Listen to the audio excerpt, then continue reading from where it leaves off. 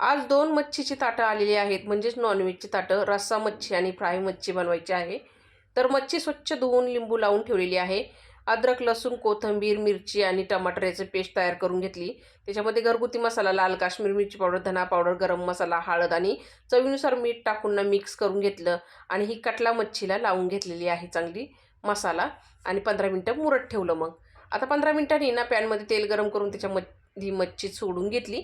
आता मला रस्सा पण बनवायचा होता, तर काहींचा रस्सा बनवणार आहे मी. एका साईडला मच्छी फ्राय होती तोपर्यंत रस्सा पण बनवून घेते इथं. टोपामध्ये तेल गरम करून घेतलं. मच्छी त्याच्यामध्ये टाकून वाटणामध्ये वाटणामध्ये पाणी गरम करून टाकलं.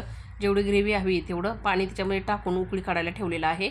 नंतर इथं मच्छी पलटी करून घेतली एका साईडनी आणि दोन्ही साईडनी मस्त अशी मच्छी फ्राय झाल्यानंतर कोथिंबीर टाकून घेतली. आता इकडे आपली रस्सा पण तयार झाला, त्याच्यावरती पण कोथिंबीर टाकलेली आहे. तर आजचं जेवणाचं ताट तुम्हाला कसं वाटलं ते कमेंटमध्ये नक्की सांगा. धन्यवाद.